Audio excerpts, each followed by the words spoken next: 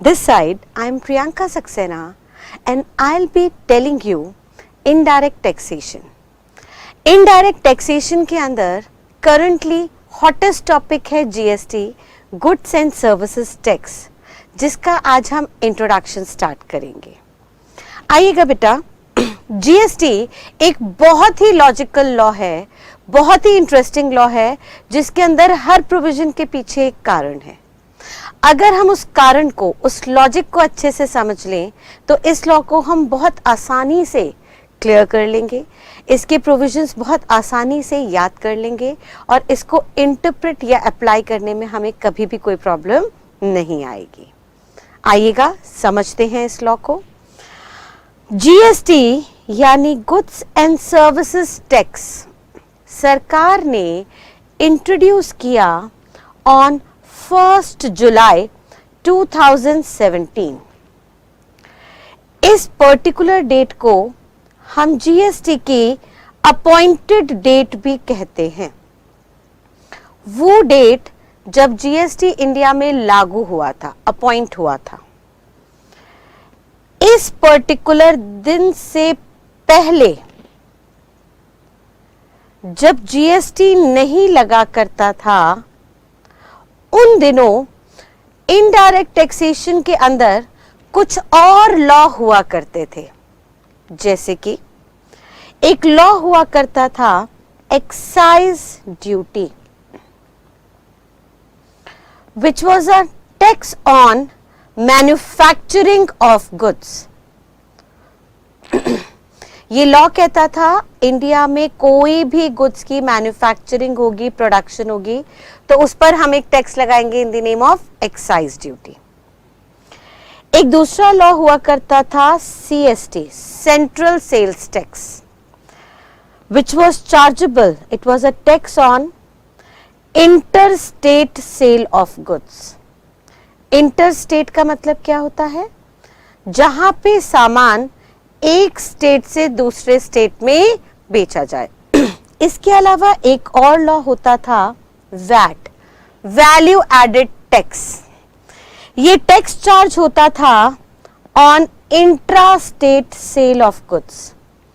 Intra state का मतलब क्या है? जहां पे सामान सेम स्टेट के अंदर बेचा जाता था. यानी मान लीजिए सामान यूपी के लखनऊ इलाके से यूपी के ही नोएडा रीजन के अंदर बेचा जा रहा है. हम कहते हैं बेटा यूपी में ही लखनऊ से सामान यूपी के नोएडा रीजन में बेचा जा रहा है, तो यानी बिक्री जो है सेम स्टेट के अंदर हो रही है. ऐसी सेम स्टेट की बिक्री को हम इंट्रा स्टेट सेल कहते थे और इस पे वैट लगाते थे. हावेवर अगर यूपी से सामान केरला भेजा जा रहा है, केरला बेचा जा रहा है, तो सर उस सिचुएशन में ये इंटर स्टेट सेल हो जाती थी और इस पर हम CST को चार्ज करते थे. Is that clear? इसके अलावा सर्विस टैक्स हुआ करता था जो सर्विसेज के लिए लगाया जाता था. नाम से ही क्लियर था sir, it was a tax on rendering of services.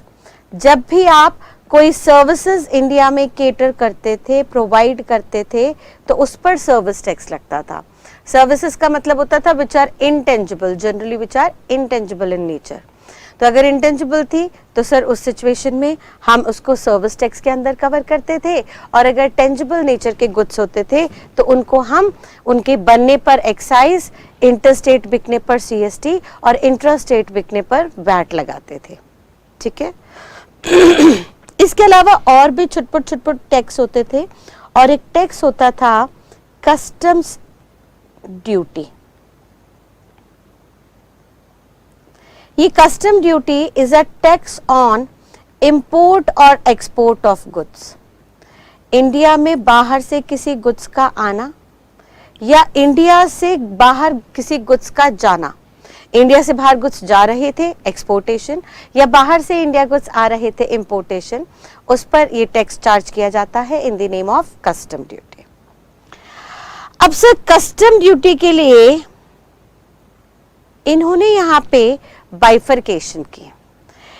ये जो कस्टम ड्यूटी है it is an international tax. International tax का मतलब है सर पूरी दुनिया में ये लगाया जाता है। इंटरनेशनली एक बॉडी है यूएनओ, यूनाइटेड नेशंस ऑर्गेनाइजेशन, उसका एक ऑर्गन है वर्ल्ड ट्रेड ऑर्गेनाइजेशन, आपने सुना होगा WTO। ये वर्ल्ड ट्रेड ऑर्गेनाइजेशन दुनिया भर की ट्रेडिंग को कंट्रोल करता है और इस वर्ल्ड ट्रेड ऑर्गेनाइजेशन ने सारी यूएन मेंबर कंट्रीज को बोल रखा है, जितनी भी कंट्रीज यूएनओ की मेंबर हैं उनको बोल रखा है कि कभी भी आपकी कंट्री में किसी दूसरी कंट्री से माल इंपोर्ट होता है और उससे आपके लोकल मैन्युफैक्चरर को नुकसान होता है। यानी मान लीजिए इंडिया में एक लोकल मैन्युफैक्चरर है वीडियोकॉन और सर वीडियोकॉन टेलीविजन सेट बना के बेच रहा है 20,000 का, और इसी सिचुएशन में बाहर से फॉरेन कंपनी सोनी कंपनी भी ऐसा ही सिमिलर टेलीविजन बना के इंडिया को एक्सपोर्ट कर रही है, यानी इंडिया में ये माल इंपोर्ट हो रहा है 20,000 पे। तो बताइए आपको नहीं लगता अगर इंडिया में सेम टीवी 20,000 का और बाहर से ऐसा ही टीवी 20,000 का आ रहा है तो इंडियन बायर इंपोर्टेड गुड्स की तरफ ज्यादा अट्रैक्ट होगा, उनके गुड्स को ज्यादा खरीदेगा, उनकी डिमांड ज्यादा बढ़ेगी, जिसकी वजह से हमारे प्रोडक्ट की डिमांड गिरेगी। डिमांड गिरी तो सर हमारे यहाँ काम कम होगा, काम कम होगा तो हमारे यहाँ जो काम है, जो एम्प्लॉइज है उनको रिट्रेंच किया जाएगा, एम्प्लॉयमेंट रिड्यूस होगी, इसके चलते हमारी जीडीपी ग्रॉस डोमेस्टिक प्रोडक्ट कमाई के जरिए कम होंगे और बचा कुचा जो भी रेवेन्यू है, जो भी कैश है, वो कैश आउटफ्लो की फॉर्म में दूसरी कंट्री को चला जाएगा जिनसे हम सामान खरीद रहे हैं।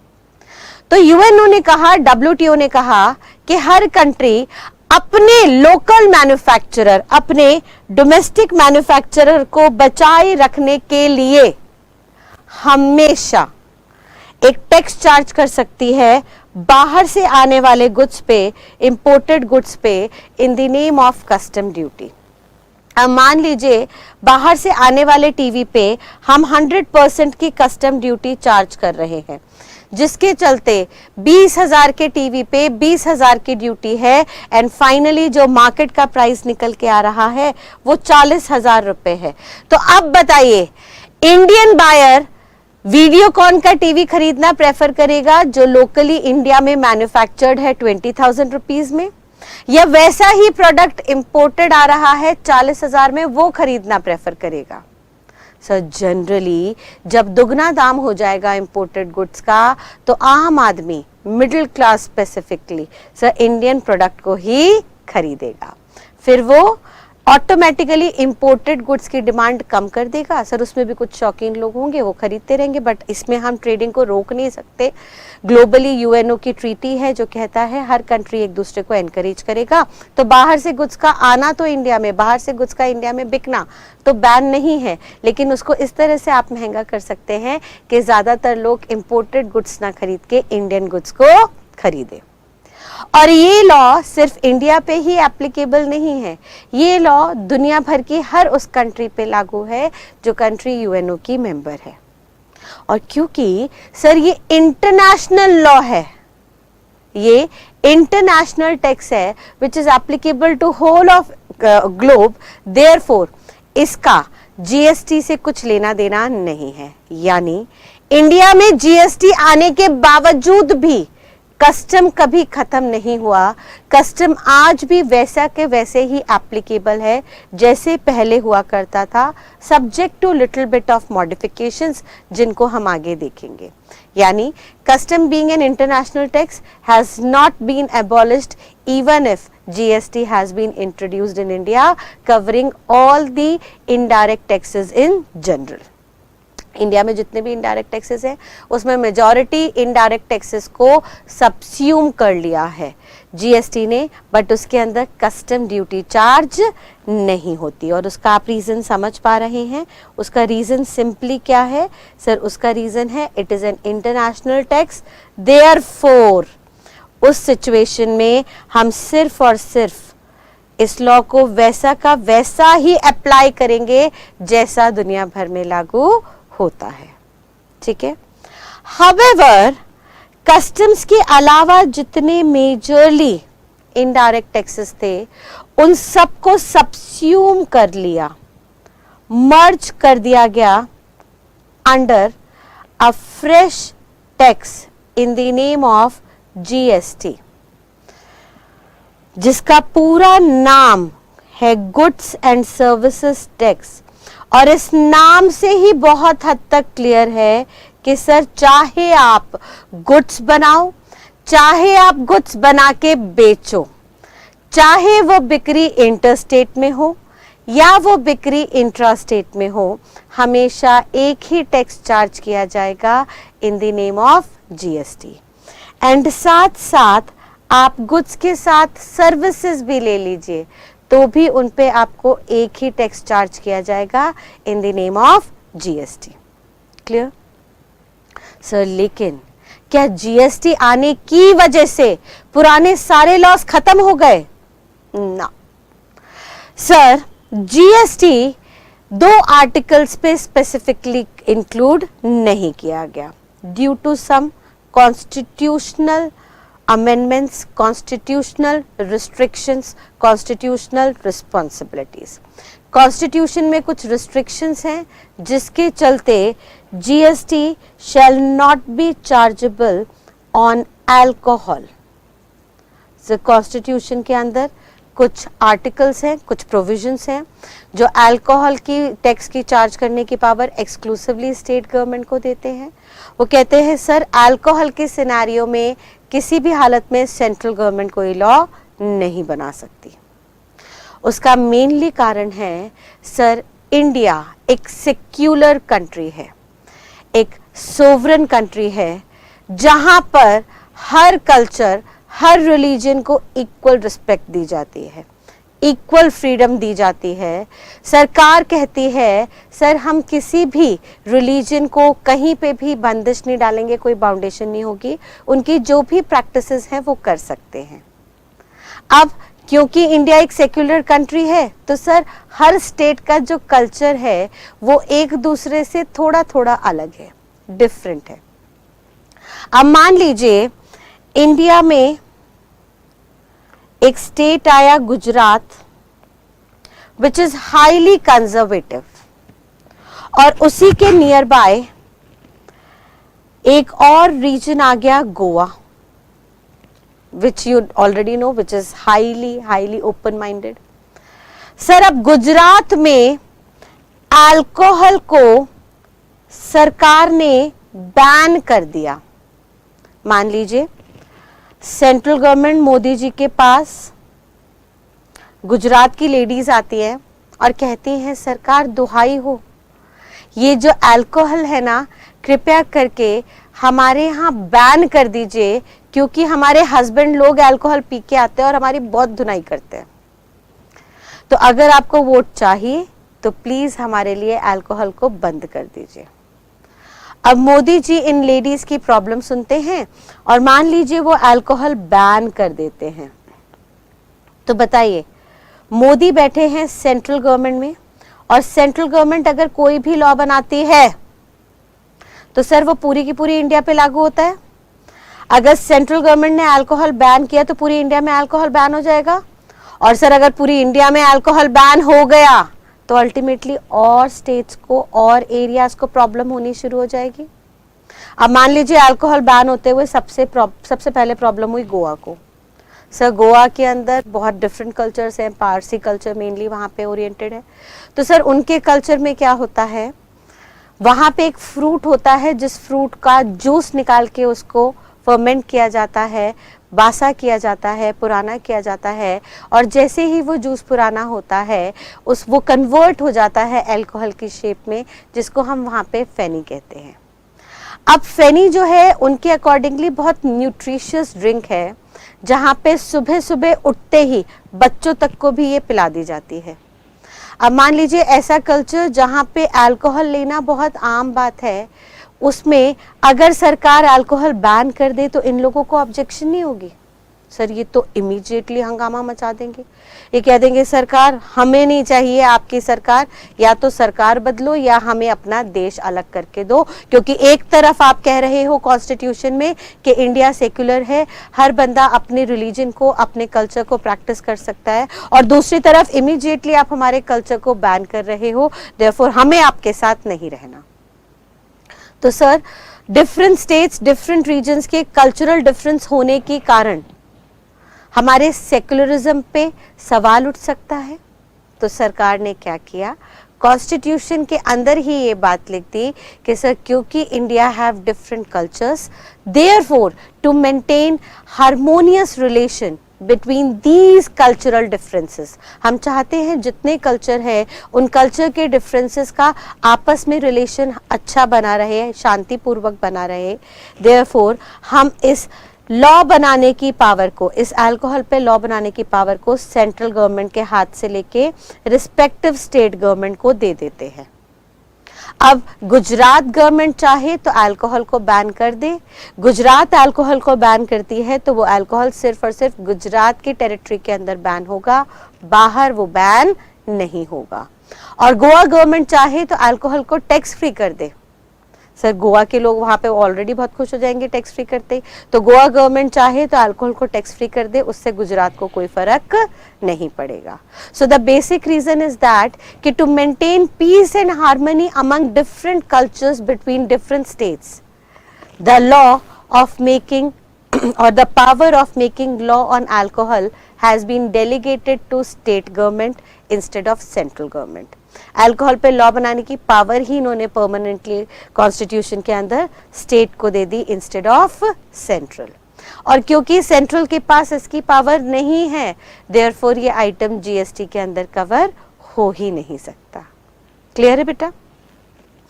आगे सर अल्कोहल के अलावा उन्होंने यहाँ पे कुछ और आइटम्स को भी कवर किया। उन्होंने कहा 5 टाइप्स ऑफ पेट्रोलियम प्रोडक्ट्स हैं। पेट्रोल की कुछ कैटेगरीज हैं, petrol, aviation, turbine fuels and so on. उसमें 5 टाइप के प्रोडक्ट्स हैं जिसके लिए उन्होंने कहा सर इनको भी हम जीएसटी के अंदर चार्ज नहीं करेंगे। और क्योंकि ये 2 आइटम्स जीएसटी के अंदर कवर नहीं हुए, देयरफॉर जीएसटी में इनको नाम दिया गया नॉन टैक्सेबल गुड्स, वो गुड्स जो जीएसटी के अंदर टैक्स नहीं होते। तो मैम अगर ये आइटम जीएसटी में नहीं है तो इसका मतलब क्या कोई इस पर टैक्स ही नहीं लगता? ना सर, ये आइटम जीएसटी में कवर नहीं है, लेकिन ये आइटम्स पे टैक्स तो जरूर लगेगा। और कौन सा टैक्स लगेगा? जो ऑलरेडी जीएसटी से पहले चलता आ रहा है। यानी अल्कोहल के बनने पर, अल्कोहल के एक स्टेट से दूसरे स्टेट में बिकने पर, या अल्कोहल के एक स्टेट के अंदर अंदर बिकने पर एक्साइज, सीएसटी और वैट एज इट इज लग जाएगा। यानी आज भी बताइए, आज भी क्या एक्साइज एक्ट इंडिया में एप्लीकेबल है या नहीं? लॉ मेकर कहता है यस, बिल्कुल है।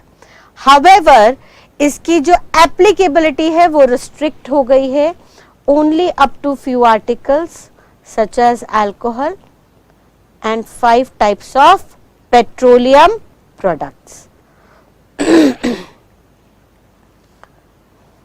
ठीक है सर, वो कह रहा है जो 5 तरीके के पेट्रोलियम प्रोडक्ट थे और अल्कोहल जिस पे जीएसटी लागू नहीं हुआ, उस पे आज भी पुराने लॉज एप्लीकेबल है एज इट इज, उसमें कोई फर्क नहीं पड़ा। और क्योंकि आज भी ये पुराने लॉज एप्लीकेबल है, यानी ये अभी तक इंडिया से एबॉलिश नहीं हुए हैं, ऑल्दो उनकी एप्लीकेबिलिटी लिमिटेड हो गई है up to few articles.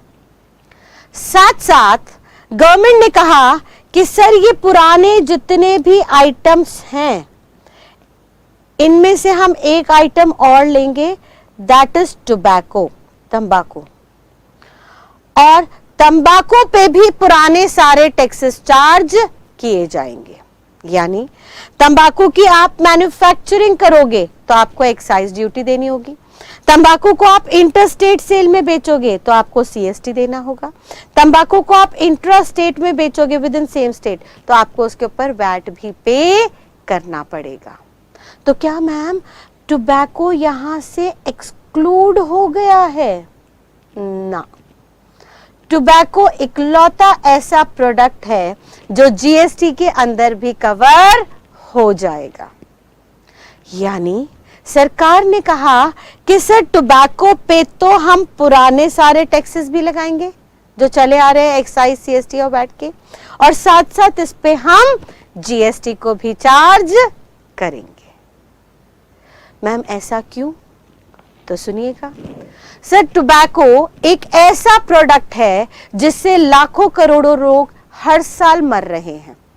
Sir highly injurious to health, बहुत जो भी ले रहा है उसको कैंसर की प्रॉब्लम आ रही है, अप टू अ पीरियड कुछ ना कुछ उनके साथ हेल्थ प्रॉब्लम्स, हेल्थ इश्यूज चल रहे हैं, लेकिन फिर भी सरकार इसको बैन नहीं कर पा रही। उसका कारण है सरकार का मैक्सिमम रेवेन्यू टोबैको और टोबैको रिलेटेड प्रोडक्ट से आता है।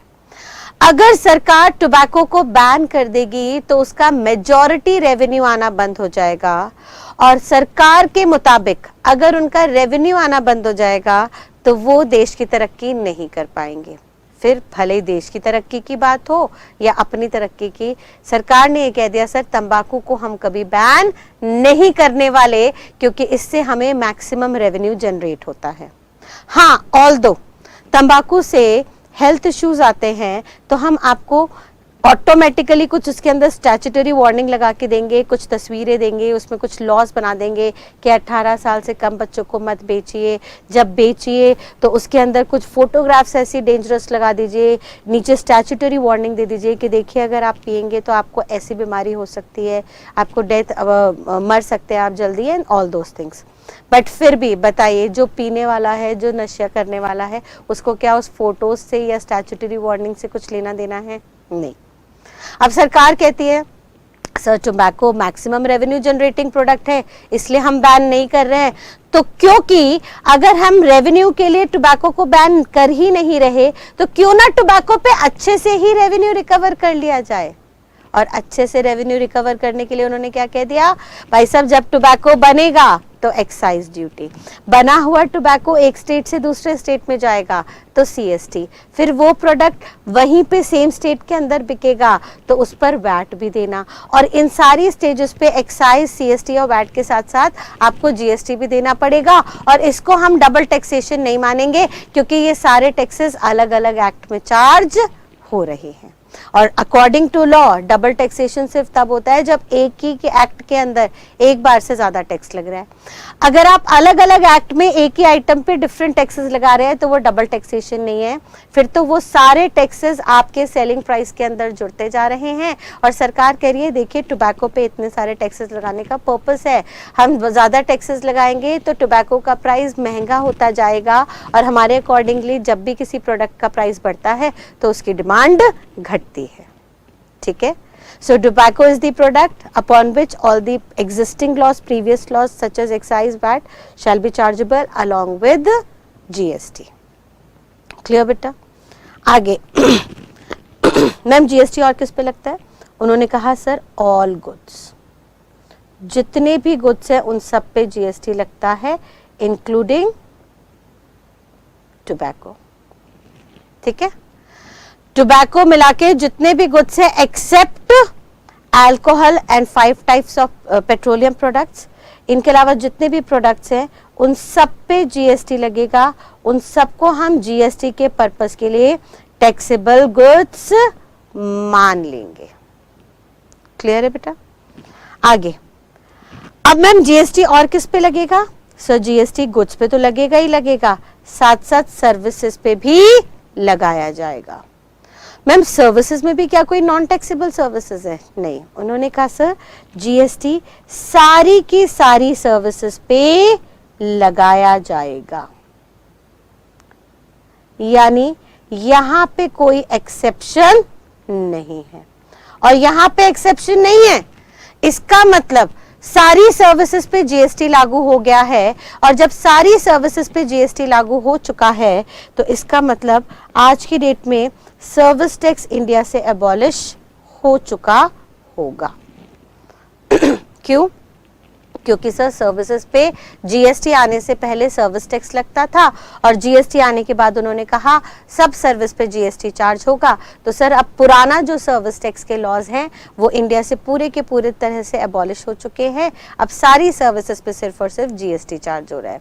यानी सर 3 लॉज में यहाँ पे कोई बदलाव नहीं आया, रादर मैं कहूँ 4 लॉज में कोई बदलाव नहीं आया। पहला, कस्टम्स में कोई बदलाव नहीं आया क्योंकि ये इंटरनेशनल टैक्स था। दूसरा, एक्साइज, सीएसटी, वैट, इन 3 लॉज में कोई बदलाव नहीं आया, subject to they shall be applicable to alcohol and petroleum products. यानी अगर इसी बात को मैं फटाफट से रिकैप करूं तो मैं आपको क्या बताना चाहती हूं कि सर जीएसटी आने के बाद, पोस्ट जीएसटी आने के बाद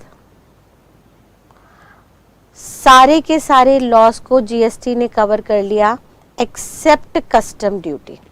कस्टम ड्यूटी पे जीएसटी कवर नहीं कर पाया, जीएसटी उसको सब्स्यूम नहीं कर पाया। हाँ, ऑल्दो जीएसटी का थोड़ा सा इम्पैक्ट कस्टम में जरूर आएगा जिसको हम आगे चल के देखेंगे, बट जीएसटी आने की वजह से कस्टम को खत्म नहीं किया गया because customs is an international law which is applicable to all of the countries globally। therefore Indian law के changes में चलते आप internationally कोई बदलाव as such नहीं कर सकते। दूसरा, सर जो आपका जीएसटी है वो 2 आइटम्स पे यानी टेक्निकली सारे गुड्स पे एप्लीकेबल होगा और सारी सर्विसेज पे एप्लीकेबल होगा, बट 2 आइटम्स के अंदर वो लागू नहीं होगा। वन इज अल्कोहल एंड दूसरा 5 टाइप्स ऑफ पेट्रोलियम प्रोडक्ट जिसको हम नाम देंगे नॉन टैक्सेबल गुड्स। और ये जो नॉन टैक्सेबल गुड्स हैं इन पे हम जितने भी प्रीवियस लॉज है यानी एक्साइज, सीएसटी और VAT as it is apply करते रहेंगे। और तो और यहाँ पे एक डिफरेंट आर्टिकल हो जाएगा टोबैको जो जीएसटी के अंदर भी आएगा और साथ साथ आपके पुराने लॉज में भी कवर होगा। और क्योंकि ये मैक्सिमम रेवेन्यू जनरेटिंग प्रोडक्ट है तो इसमें से हमें मैक्सिमम रेवेन्यू लेना ही लेना है। इसका प्राइस इतने टैक्सेस रखने के बाद बढ़ रहा है, बढ़ने दीजिए, अच्छा है। जितना इसका प्राइस बढ़ेगा उतना हमारा मानना है कंजम्पशन कम ही होगी, तो हमें कंजम्पशन कम कराने की कोशिश करनी है क्योंकि इंजूरियस आइटम है, बट पैरेलली हम उसका रेवेन्यू कम नहीं कर सकते बिकॉज मेजॉरिटी इनकम गवर्नमेंट की यहाँ से क्रिएट हो रही है। Is that clear? और जितने आइटम्स जीएसटी के अंदर कवर नहीं हो रहे उनको हम नॉन टैक्सेबल गुड्स कहेंगे, ऑल्दो सर्विसेज सारी की सारी जीएसटी के अंदर आ जाएंगी। देयरफॉर पुराना सर्विस टैक्स जो है वो इंडिया से एबॉलिश हो चुका है। क्लियर बेटा यहां तक की बात? आगे समझिएगा। अब आपने बहुत टाइम से सुना होगा कि central government and state government दोनों को कहा गया, दोनों की आपस में डिस्कशन हुई कि भाई साहब तुम जितने भी टैक्सेस कमाते हो और हम जितने भी टैक्सेस कमा रहे हैं सबको इकट्ठा मिला के एक टैक्स बना देते हैं जीएसटी के नाम से। बट आपने सुना होगा कि ये बहुत सालों से पाइपलाइन के अंदर चला आ रहा था, काफी सालों से डिस्कशन चल रही थी जीएसटी को लागू करने की, बट हर बार कुछ ना कुछ डिस्प्यूट्स आ जाते थे, कुछ ना कुछ दिक्कतें आ जाती थी जिनके चलते ये लॉ अप्लाई नहीं हो पाया। अब दिक्कतें क्या थी उनका थोड़ा सा बेसिक रीजन समझने की कोशिश करते हैं। Sir central government taxes charge करती है जैसे एक्साइज ड्यूटी, सर्विस टैक्स, इनकी जितनी भी कलेक्शन थी वो जाती थी सेंट्रल के पास। हाउएवर स्टेट के पास कलेक्शन आती थी सीएसटी वैट की, central sales tax, value added tax की कलेक्शन स्टेट के पास आती थी। अब सेंट्रल और स्टेट आपस में बैठे और सेंट्रल ने स्टेट को कहा कि भाई साहब हम जितना कमा रहे हैं और तुम जितना कमा रहे हो दोनों को एक डिब्बे में इकट्ठा करते हैं और उन सबको नाम दे देते हैं जीएसटी का, और फिर ये जो जीएसटी की कलेक्शन आएगी उसको हम दोनों बांट लेते हैं। अब स्टेट ने पूछा सेंट्रल से कि भाई साहब कितना कितना बांटेंगे, तो रेशियो में डिस्प्यूट चलता रहा। इनिशियली सेंट्रल ने बोला देखिए सर हम तो सेंट्रल है, हमें तो पूरी कंट्री का ध्यान रखना है इंक्लूडिंग योर स्टेट ऑल्सो, तो सर हमें तो थोड़ा ज्यादा रेवेन्यू दे दीजिएगा 70% का, और जो 30% होगा वो आप ले लीजिएगा। स्टेट ने कहा सर ऐसे कैसे, आप 2 टैक्सेस छोड़ रहे हो, हम भी तो 2 टैक्सेस छोड़ रहे हैं, हम क्यों 30% ले, हम आपसे कम क्यों ले, हमें तो बराबर बराबर चाहिए। सेंट्रल इस बात पे राजी नहीं हुई और ये डिस्प्यूट काफी सालों तक पेंडिंग रहा, जिसके चलते जीएसटी जो पाइपलाइन में थी वो अप्लाई नहीं हो पाई। लेकिन जब मोदी सरकार आई तो मोदी जी ने अपने फाइनेंस मिनिस्टर अरुण जेटली को कह दिया कि भाई साहब कुछ भी हो जाए आपको जीएसटी लागू करना ही करना है। अब अगर जीएसटी लागू करने के लिए स्टेट गवर्नमेंट की अप्रूवल की जरूरत है तो आप सर स्टेट गवर्नमेंट का अप्रूवल लीजिए और स्टेट गवर्नमेंट जिस बात पे राजी हो उस बात पे आप रजामंदी दे दीजिए। यानी मोदी सरकार ने कहा फाइनेंस मिनिस्टर को कि भाई साहब अब चाहे कुछ हो जाए आपको इंडिया में जीएसटी लागू करना ही पड़ेगा। और इसके चलते Arun Jaitley the finance minister under this power proposed equal share with the central and state। उन्होंने कहा भाई साहब अब जितना भी जीएसटी का रेवेन्यू आएगा आज से हम फिक्स करते हैं दोनों आधा आधा मिल बांट के खाएंगे। 100 रुपए का आएगा जीएसटी, 50 तेरा 50 मेरा। 18 रुपए का आएगा जीएसटी, 9 रुपए तेरा 9 रुपए मेरा। इसमें अब कोई भी दो राय नहीं होगी कि किसी भी केस में किसी भी सिचुएशन में जीएसटी का शेयर किसी भी सरकार के पास थोड़ा सा भी ज्यादा नहीं जाएगा। हर सिनेरियो में ये जीएसटी 50-50% बढ़ता जाएगा। यानी जीएसटी का आज से फर्स्ट थंब रूल निकल के आया कि any type of GST shall be equally shared between central and state government. और जब सेंट्रल 50-50 के लिए राजी हो गई तो सारी की सारी स्टेट गवर्नमेंट ने अपनी रजामंदी दे दी। वहां पे ऑर्डिनेंस पार्लियामेंट के अंदर पास हुए और जीएसटी को लागू करने की बात चल पड़ी। लेकिन स्टेट को अभी भी थोड़ा सा डर था। स्टेट गवर्नमेंट ने सेंट्रल को कहा सर हम 50-50 के लिए मान तो गए हैं, लेकिन क्या हो अगर 50% मिलने के बाद भी मेरा रेवेन्यू कम हो जाए। सर हो सकता है मेरे सेंट्रल सेल्स टैक्स और वैल्यू एडेड टैक्स से रेवेन्यू ज्यादा आता था और आपके एक्साइज और सर्विस टैक्स से कम आता था, तो मिल बांट के खाने के चक्कर में मेरी कमाई कम हो जाए। सर यानी समझिएगा वो क्या कहना चाह रहा है। वो कह रहा है सर अगर हम मान ले कि जीएसटी लगने से पहले हमारा स्टेट गवर्नमेंट का रेवेन्यू था 28,000 करोड़ का और जीएसटी लगने के बाद पोस्ट जीएसटी हमारा रेवेन्यू रह गया 23,000 करोड़ का, तो सर ये जो डिफरेंस है 5,000 करोड़ का हम इसकी भरपाई कहां से करेंगे।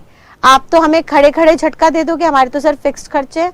अगर हमारा रेवेन्यू कम हो गया तो हम कहां से लेके आएंगे, क्योंकि एक बार हमने रजामंदी दे दी और आपने पूरी इंडिया में जीएसटी लागू कर दिया, तो अब ये जीएसटी वापस हटने वाला नहीं है।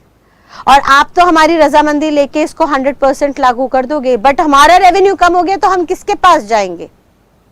तो भाई साहब स्टेट गवर्नमेंट का जो डाउट था, जो उनकी परेशानी थी, वो जायज थी। ये परेशानी लेके जेटली साहब पहुंचे मोदी जी के पास और कहते हैं सर अब क्या करें, ये दिक्कत आ गई है। तो मोदी ने फिर से कहा जेटली को भाई साहब कुछ भी हो जाए जीएसटी तो आपको लागू करना ही पड़ेगा।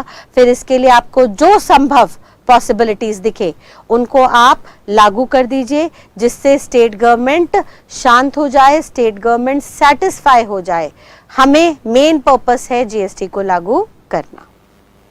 जेटली साहब ने बहुत कैलकुलेशन की, बहुत दिमाग लगाया और कहा स्टेट गवर्नमेंट को कि सर कभी भी अगर आपको ऐसा डेफिसिट दिखे, आपको दिखे कि जीएसटी आने के बाद आपका रेवेन्यू कम हो गया है, तो सर हम उस पैसे की आपको भरपाई कर देंगे, हम वो डेफिसिट आपको कंपनसेट करके देंगे। ये हम लिखत में कह रहे हैं। स्टेट गवर्नमेंट ने कहा कहां से दोगे, अपने 50% से दोगे क्या हमें? सेंट्रल ने कहा खबरदार, मेरे शेयर की तरफ देखना नहीं, मेरा पैसा मेरा है भाई साहब, मुझे उसको अपनी तरक्की में लगाना है, अपने देश की तरक्की में लगाना है, इस रेवेन्यू के ऊपर बिल्कुल नजर मत डालिएगा। तो स्टेट ने कहा सर अगर हम इस रेवेन्यू पे नहीं डालें नजर तो आप कहां से हमें इकट्ठा करके दोगे ये पैसा? तो जेटली साहब ने कहा कि सर ये जो डेफिसिट है ना, हम इतना आपको वादा कर रहे हैं कि देंगे। और वो कैसे देंगे? Through charging another tax in the name of compensation cess. उन्होंने कहा सर हम एक टैक्स और इंट्रोड्यूस कर देंगे in the name of compensation cess. Compensation cess लोगों से रिकवर करेंगे और उससे आपको पैसा इकट्ठा करके आपके डेफिसिट की भरपाई करेंगे। स्टेट ने कहा सर एक तरफ आप कह रहे हो वन नेशन वन टैक्स, सारे इनडायरेक्ट टैक्सेस खत्म करके जीएसटी लाओ, और दूसरी तरफ जीएसटी को लागू करने के लिए आप दो टैक्सेस बनाते जा रहे हो। तो जेटली ने कहा शांत रहिए, ये जो सेस है ना हम हर किसी से नहीं लेंगे, हम ये सेस सिर्फ और सिर्फ चार्ज करेंगे ऑन लग्जूरियस गुड्स। यानी पहली बात तो ये सेस किसी भी सर्विस पे नहीं लगेगा। दूसरी बात, ये सेस सिर्फ और सिर्फ उन गुड्स पे लगेगा जिनका लग्जूरियस नेचर है, लाइक डायमंड्स। अब सर डायमंड्स कौन खरीदेगा? जिसकी परचेजिंग पावर ज्यादा है। एसयूवी बड़ी बड़ी गाड़ियां, ऑडी खरीद रहे हैं सर 40 लाख की, 1 करोड़ की मर्सिडीज खरीद रहे हैं। तो कोई बंदा अगर 1 करोड़ की मर्सिडीज खरीद सकता है तो उससे अगर हम 28% जीएसटी ले तो क्या बहुत ज्यादा उस पर कोई फर्क पड़ने वाला है? नहीं सर, उसकी परचेजिंग कैपेसिटी बहुत ज्यादा है। तो जेटली ने कहा कि सर जेटली साहब बोले हम ये सेस सिर्फ और सिर्फ उन लोगों से लेंगे जिनकी खरीदने की क्षमता ज्यादा है, जो रईस लोग हैं, जिनकी परचेजिंग पावर ज्यादा है, जो एक्स्ट्रा पैसा खर्च कर सकते हैं। भाई साहब खड़े खड़े 1 करोड़ दे सकते हैं सिर्फ गाड़ी खरीदने के लिए, यानी उनके पास 1 करोड़ सरप्लस पड़ा है अपनी बेसिक जरूरत पूरी करने के बाद। तो उन लोगों से ये टैक्स चार्ज किया जाएगा, आम आदमी से ये टैक्स चार्ज नहीं किया जाएगा। सर कोई छोटी गाड़ी खरीद रहा है, कोई नैनो खरीद रहा है, 10 साल की कलेक्शन, 10 साल की कमाई को जोड़ के, सर उस पे हम ये नहीं लगाएंगे क्योंकि हमें उसके पैसों की वक्त पता है। उसने 10 सालों में ये पैसा जोड़ा है एक छोटी सी गाड़ी लेने के लिए, तो उसके ऊपर ये सेस चार्ज नहीं किया जाएगा। Logical enough? सर लॉजिकली इन्होंने किसको टारगेट किया? हायर परचेजिंग इनकम ग्रुप को, हायर परचेजिंग पावर ग्रुप को, और इससे शायद उनको बहुत ज्यादा कोई फर्क नहीं पड़ने वाला। तो हम उन लोगों से एक्स्ट्रा पैसा लेके आपके डेफिसिट की भरपाई कर देंगे। जब सरकार ने ये 2 वादे कर दिए, पहला वादा सर 50% आपको मिलेगा हर जीएसटी का, और दूसरा वादा जितना डेफिसिट होगा वो कंपनसेट किया जाएगा। जब सेंट्रल ने ये 2 वादे कर दिए तो फाइनली स्टेट गवर्नमेंट सेटिस्फाई हो गई, और फिर सारी स्टेट गवर्नमेंट्स ने अपनी रजामंदी दे दी, अपना अप्रूवल दे दिया, जिसके बाद जीएसटी को लागू कर दिया गया। ठीक है, तो जीएसटी लागू करने के लिए गवर्नमेंट ने क्या क्या प्रॉमिसेस किए? सर पहला प्रॉमिस हुआ कि जितना भी रेवेन्यू है जीएसटी का वो 50-50% सेंट्रल और स्टेट में बटेगा। और दूसरा सर कभी भी स्टेट गवर्नमेंट को लगेगा कि पोस्ट जीएसटी उनका कुछ डेफिसिट आया है तो उस डेफिसिट को हम हर हालत में कंपनसेट करके देंगे through compensation cess which is chargeable on luxurious goods. महंगे आइटम्स पे ये सेस चार्ज करके आपकी भरपाई कर देंगे। जैसे ही सरकार ने ये 2 प्रॉमिस कर दिए 50% देने के और डेफिसिट को कंपनसेट करने के, स्टेट गवर्नमेंट सिक्योर हो गया एंड फाइनली अप्रूवल दे दिया गया जीएसटी को पूरी इंडिया में लागू करने के लिए। इज दैट क्लियर बेटा? चलिए, जैसे ही बेटा सेंट्रल और स्टेट गवर्नमेंट में आपसी सहमति हो गई कि हाँ भाई जो भी जीएसटी लगेगा वो हम 50-50% शेयर करेंगे, तो अगला सवाल उठा कि सेंट्रल जीएसटी का 50% शेयर कौन सी स्टेट गवर्नमेंट के साथ शेयर करेगा, किसके साथ बांटेगा? सर डिस्प्यूट उठा कौन सी स्टेट गवर्नमेंट को दिया जाए, जहां पे सेलर बैठा है या जहां पे बायर बैठा है। तो उसके लिए लॉ मेकर ने एक नया कंसेप्ट ड्राफ्ट किया जो पुराने लॉ में नहीं हुआ करता था। जीएसटी में लॉ मेकर ने कहा कि सर हम इसको कंजम्पशन बेस्ड टैक्स मानेंगे। कंजम्पशन बेस्ड टैक्स का मतलब क्या है? सर जहां पे कंज्यूमर बैठा होगा, जहां पे डेस्टिनेशन होगी, वहां पे हम इस टैक्स को बांट देंगे, उस स्टेट गवर्नमेंट के साथ हम इस टैक्स को शेयर करेंगे। तो मैम इससे पहले क्या हुआ करता था? तो बेटा जीएसटी आने से पहले जो पुराना लॉ हुआ करता था उसका बेस कुछ और था। जैसे जीएसटी आने से पहले सीएसटी हुआ करता था, सेंट्रल सेल्स टैक्स, जो ओरिजिन बेस्ड टैक्स था। ओरिजिन बेस्ड टैक्स का मतलब क्या है? सर जहां पे सेल की ओरिजिन हुई उस स्टेट गवर्नमेंट के साथ ये शेयर होता था।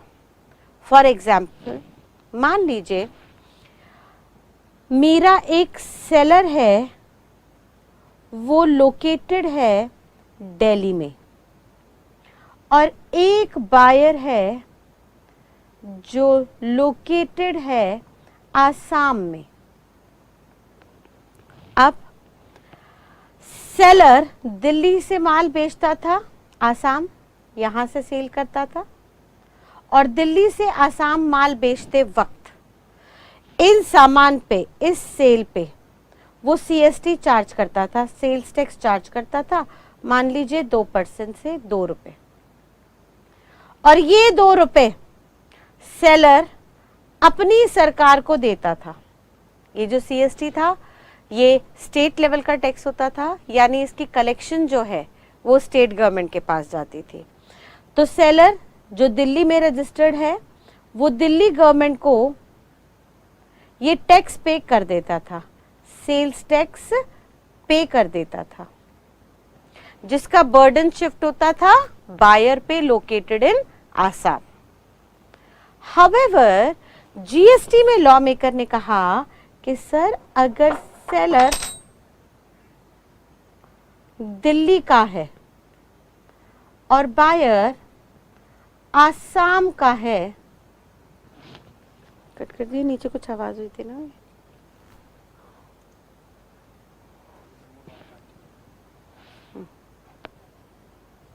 कट कर देगा बाद में।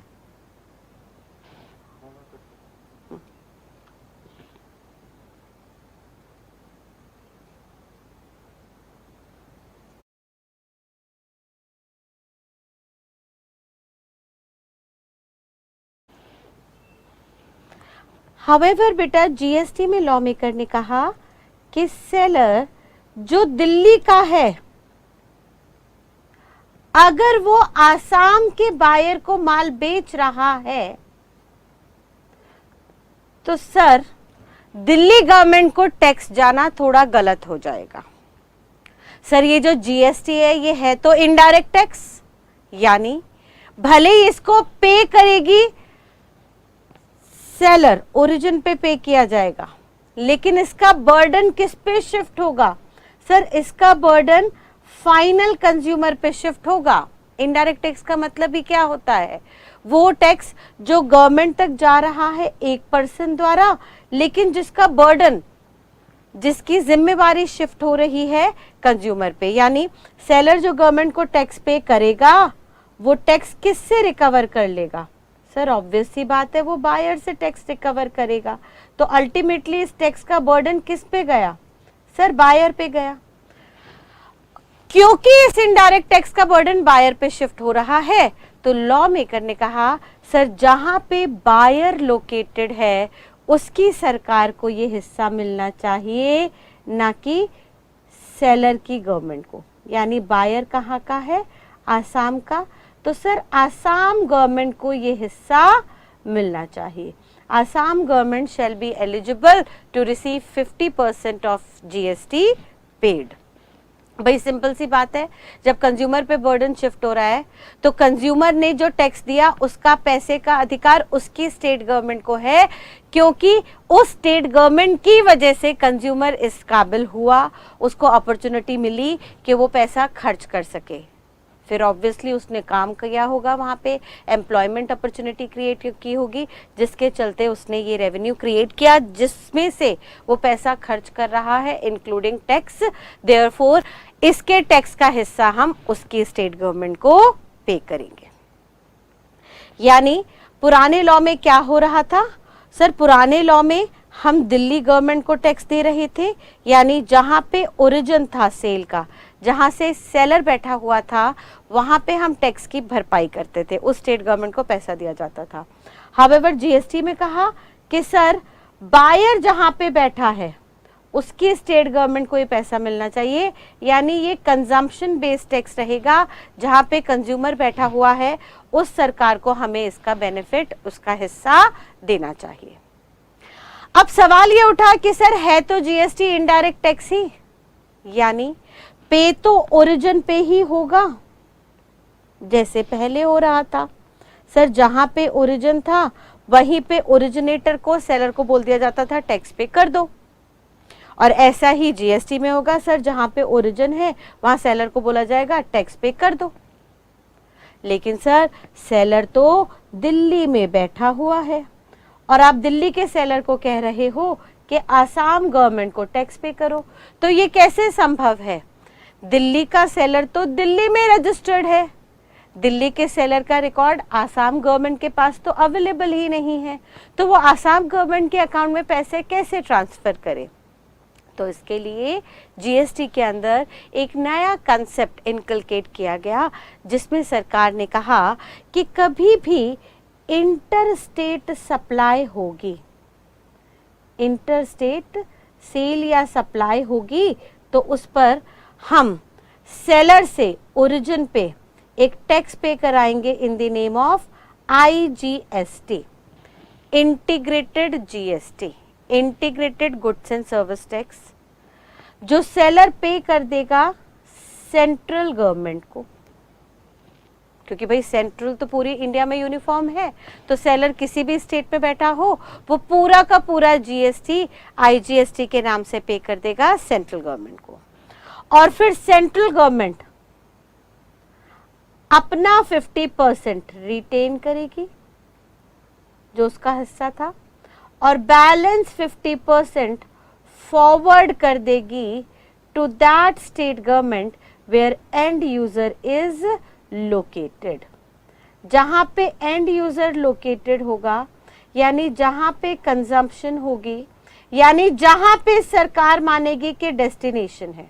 अब ये डेस्टिनेशन कैसे निकालेंगे इसको हम आगे चल के देखेंगे, लेकिन जहां पे गवर्नमेंट मानेगी कि डेस्टिनेशन है उस स्टेट गवर्नमेंट को ये हिस्सा दे दिया जाएगा। ठीक है, यानी अब सेंट्रल का रोल आया, जिसमें सेंट्रल को बोला गया कि सर हम आपको पूरा जीएसटी पे कर रहे हैं आईजीएसटी के नाम से, which is an aggregate of CGST and SGST, इन दोनों को आप रखिए, अपना हिस्सा उसमें से निकाल दीजिएगा और बैलेंस 50% उस सरकार को ट्रांसफर कर दीजिएगा जहां पे कंज्यूमर बैठा हुआ है, जहां पे कंजम्पशन है। और ये कैसे आपको ढूंढना है, इसके लिए हम आपसे कुछ डॉक्यूमेंटेशन वगैरह करवाएंगे, जिसको हम आगे चल के समझेंगे। लेकिन अभी फिलहाल के लिए हमें इतना समझना ज़रूरी है कि GST is a destination based consumption tax, जहां पे हम उस स्टेट गवर्नमेंट को इसका 50% हिस्सा देंगे जहां पे कंज्यूमर बैठा है, जहां पे कंजम्पशन हुई है, जहां पे डेस्टिनेशन हुई है। और यहाँ पे डेस्टिनेशन को हम नाम देंगे प्लेस ऑफ सप्लाई, जिसको हम आगे चल के कंसिडर करेंगे। ठीक है, तो जनरली जीएसटी और प्रीवियस लॉ के अंदर क्या डिफरेंस है? GST is a consumption based tax and other laws prior to GST was origin based tax।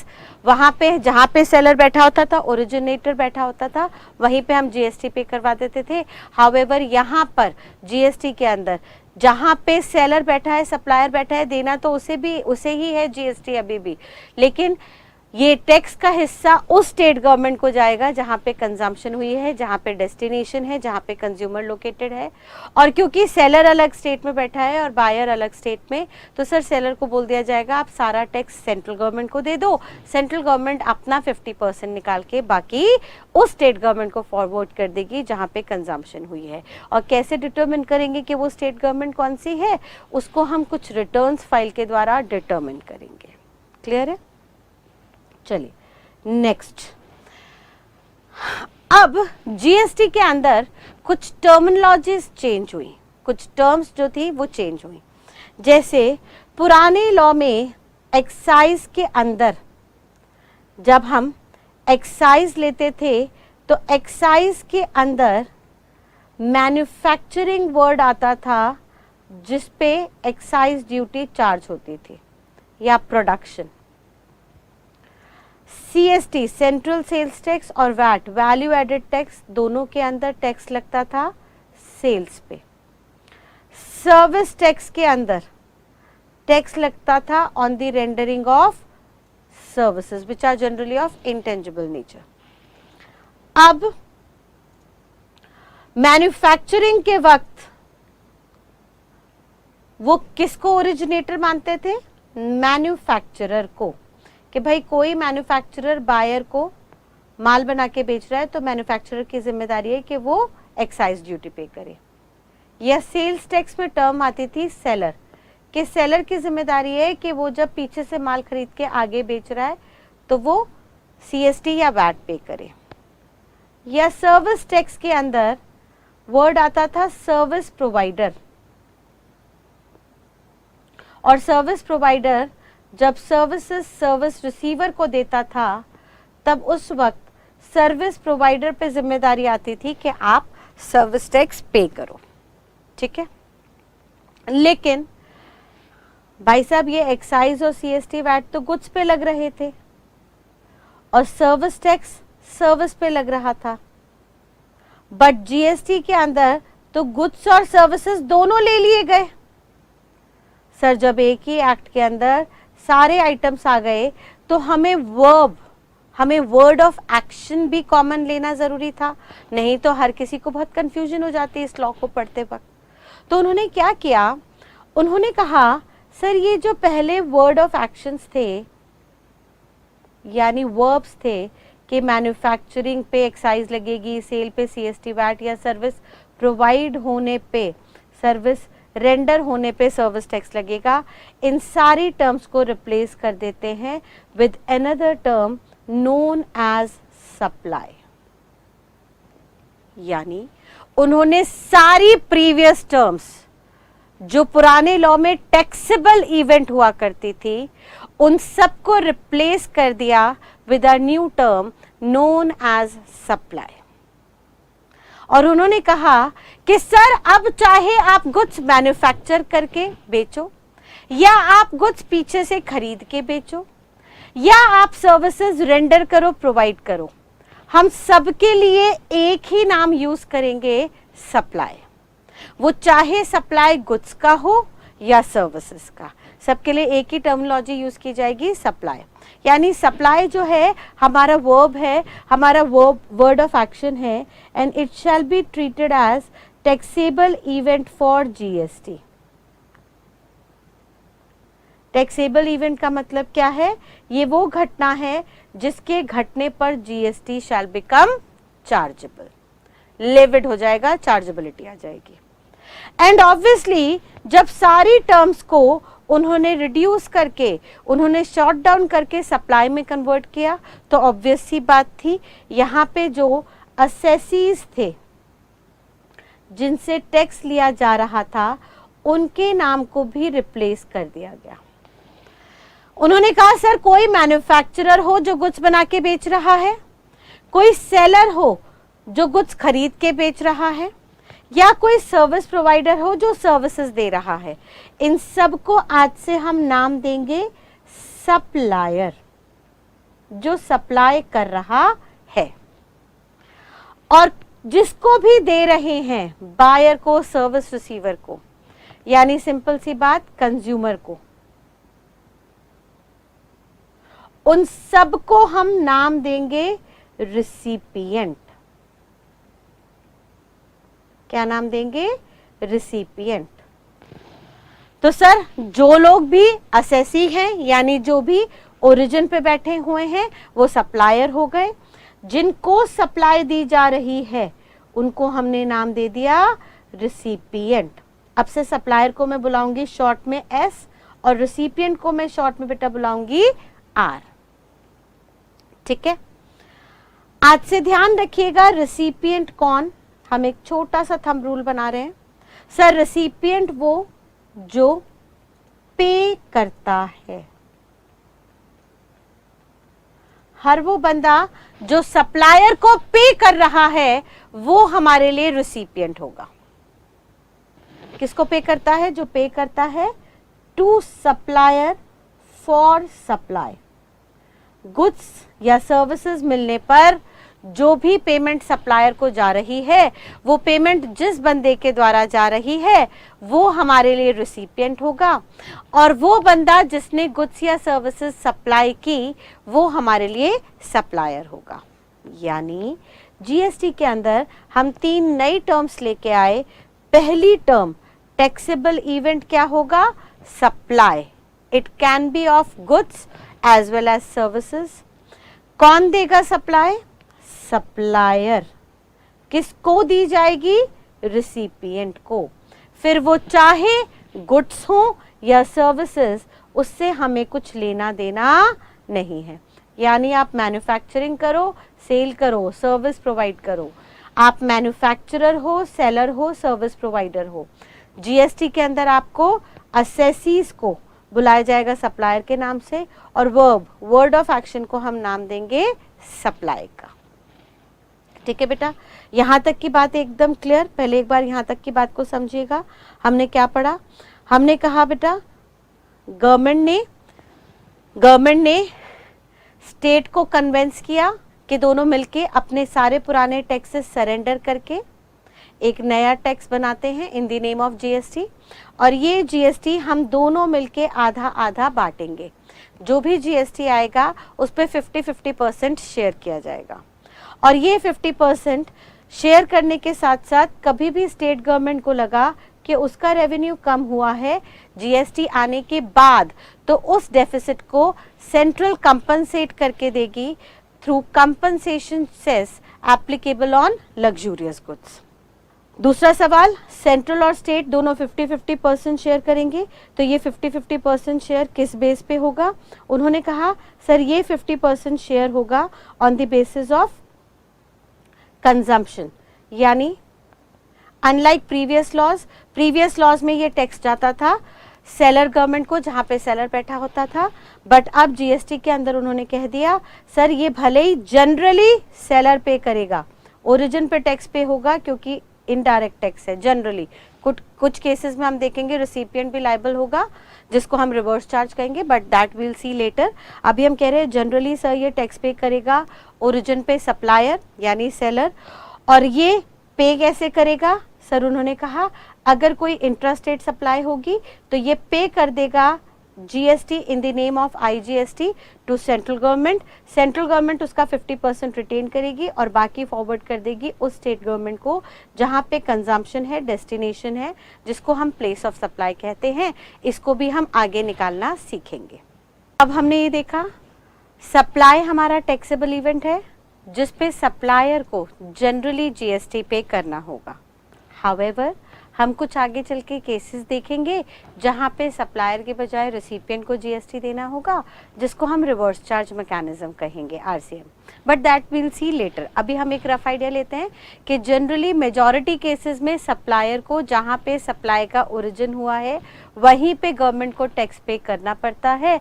Although GST being an indirect tax, इसका बर्डन आगे कंज्यूमर पे शिफ्ट होता है। ठीक है, चलिए तो इस बात को अब हम कंक्लूड करते हैं। जरा हम कहते हैं सर जीएसटी के अंदर टैक्सेबल इवेंट है सप्लाई, और सप्लाई को अगर बेसिक मीनिंग समझें तो इसका मतलब है ट्रांजैक्शन ऑफ गुड्स और सर्विसेज। कोई भी गुड्स या सर्विसेज की आप लेन देन करते हो, चाहे मैन्युफैक्चरिंग करके बेचते हो या आप एज अ सर्विस प्रोवाइडर उसको प्रोवाइड करते हो, तो दोनों ही सूरतों में उसको हम सप्लाई बोलेंगे। और इस सप्लाई को हम ब्रॉडली दो कैटेगरी में बांट देते हैं, intra state and inter state. जैसा कि नाम से ही क्लियर है, इंट्रा स्टेट का मतलब क्या होगा, वो सप्लाई जहां पे सप्लायर भी उसी स्टेट में बैठा है जहां पे रिसिपिएंट यानी बायर बैठा है। मान लीजिए एक सेलर है दिल्ली में और वो दिल्ली के ही बायर को गुड्स सेल करता है, तो सर ये हमारे लिए इंट्रा स्टेट सप्लाई बन गई। और ये इंट्रा स्टेट सप्लाई पे जीएसटी किसे के पे करना है, सर सप्लायर को पे करना है। और कौन सी स्टेट गवर्नमेंट को देना है इसका हिस्सा, सर उस स्टेट गवर्नमेंट को देना है जहां पे कंज्यूमर बैठा है। अब सर कंज्यूमर दिल्ली में बैठा है तो दिल्ली स्टेट गवर्नमेंट को हिस्सा मिलना चाहिए, और सप्लायर भी दिल्ली में बैठा है जिसे टैक्स देना है, तो सप्लायर को कहा भाई साहब आप डायरेक्टली स्टेट गवर्नमेंट को पे कर दो। बात समझ में आ रही है? एक बार फिर से दिमाग में बताइए। सर जीएसटी एक इनडायरेक्ट टैक्स है जिसको पे जनरली हम ओरिजिन पे करेंगे, सप्लायर पे करेगा गवर्नमेंट को, लेकिन उस जीएसटी का 50% हिस्सा कौन सी स्टेट गवर्नमेंट को मिलेगा, सर उस स्टेट गवर्नमेंट को मिलेगा जहां पे कंज्यूमर बैठा है। तो सर अगर सप्लायर और रेसिपिएंट यानी सेलर और कंज्यूमर बायर दोनों के दोनों, सेलर और बायर दोनों के दोनों एक ही स्टेट में बैठे हैं, तो सेलर को बोल दिया भाई साहब आप तो दिल्ली गवर्नमेंट को जानते हो ना, आप तो दिल्ली गवर्नमेंट के साथ रजिस्टर्ड हो और आपका बायर भी दिल्ली का ही है, तो जो भी जीएसटी जाना है उसका 50% दिल्ली गवर्नमेंट को, आप सरकार को जाना है, और रिमेनिंग 50% मोदी सरकार को जाना है, सेंट्रल गवर्नमेंट को। तो सर अब आपकी जिम्मेदारी है कि आप दोनों जीएसटी साथ साथ पे कर दो, उनको आधा आधा बांट के। यानी सप्लायर को कहा आप ही जितना जीएसटी बनता है, 100 रुपए का प्रोडक्ट था उस पर जनरली 18% के हिसाब से 18 रुपए का जीएसटी था, इस 18 का 50% सेंट्रल गवर्नमेंट को दे दो, मोदी सरकार को दे दो सीजीएसटी के नाम से, और रिमेनिंग 50% स्टेट गवर्नमेंट को। यहाँ पे कौन सी स्टेट गवर्नमेंट आ जाएगी, दिल्ली गवर्नमेंट, जहां पे कंज्यूमर लोकेटेड है। कंज्यूमर लोकेटेड है उस गवर्नमेंट को मिलना चाहिए था, क्योंकि GST is a consumption based tax, और सप्लायर भी इस बार यहीं पे लोकेटेड है, यानी वो दिल्ली गवर्नमेंट के साथ ही रजिस्टर्ड है, तो उसको कहा आप दिल्ली गवर्नमेंट को, दिल्ली स्टेट गवर्नमेंट को डायरेक्टली 50% जीएसटी पे कर दो। सिंपल सी बात। लेकिन अगर सप्लाई इंटर स्टेट है, इंटर स्टेट का मतलब क्या है, सर जहां पे सप्लायर बैठा है एक स्टेट में और रिसिपिएंट यानी बायर बैठा है किसी दूसरे स्टेट में, तो सर जनरली जीएसटी पे कौन करता है, वो बंदा जो गवर्नमेंट को टैक्स पे करता है उसको हम कहते हैं एसएससी।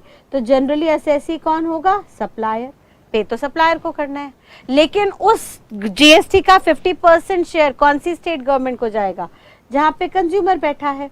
अब दिल्ली स्टेट गवर्नमेंट के साथ हमारा सेलर रजिस्टर्ड है, सेलर को बोला जीएसटी पे करो, लेकिन इसका 50% पंजाब गवर्नमेंट को जाएगा। अब दिल्ली का रजिस्टर्ड सप्लायर क्या पंजाब गवर्नमेंट को जानता होगा, सर पंजाब गवर्नमेंट के अकाउंट्स में दिल्ली का सप्लायर रजिस्टर्ड ही नहीं है, तो उसको पता ही नहीं कि पंजाब गवर्नमेंट को पैसे कैसे पे करें।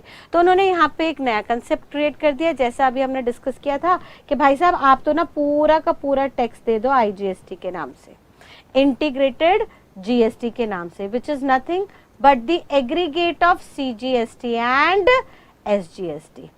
इंटीग्रेटेड जीएसटी के अंदर सेंट्रल गवर्नमेंट और स्टेट गवर्नमेंट दोनों का हिस्सा होगा 50-50%, लेकिन क्योंकि बायर, कंज्यूमर, डेस्टिनेशन कोई दूसरा स्टेट है और सप्लायर को जीएसटी पे करना है being an assessee at origin, तो सप्लायर को बोला आप पूरा का पूरा जीएसटी सेंट्रल को पे कर दो। आपने पूरा का पूरा GST in the name of IGST central government को पे कर दिया। अब सेंट्रल गवर्नमेंट की रिस्पॉन्सिबिलिटी होगी कि वो अपना 50% रिटेन करके बैलेंस जो 50% है उस स्टेट गवर्नमेंट को दे दे जहां पे एंड यूजर लोकेटेड है, यानी जहां की डेस्टिनेशन है। सिंपल सी बात, ठीक है। सो एक बार यहां तक की बात क्विकली रिकैप कीजिए। हमने कहा जीएसटी गुड्स और सर्विसेज दोनों पे लगता है। पुराने लॉ में गुड्स के लिए टैक्सेबल इवेंट मैन्युफैक्चरिंग या सेल होता था और सर्विसेज के लिए सर्विस प्रोवाइडेंस, लेकिन जीएसटी के अंदर क्योंकि दोनों टर्म्स आ गए तो सब टैक्सेबल इवेंट को एक कॉमन नाम दे दिया गया, ट्रांजैक्शन का सप्लाई। उन्होंने कहा कोई भी गुड्स या सर्विसेज की अगर आप ट्रांजैक्शन कर रहे हो, लेन देन कर रहे हो, तो उसको आज से हम सप्लाई कहेंगे, और जो ये बंदा सप्लाई करेगा उसको सप्लायर कहेंगे, जिसको जनरली ओरिजिन पे जीएसटी पे करना होगा।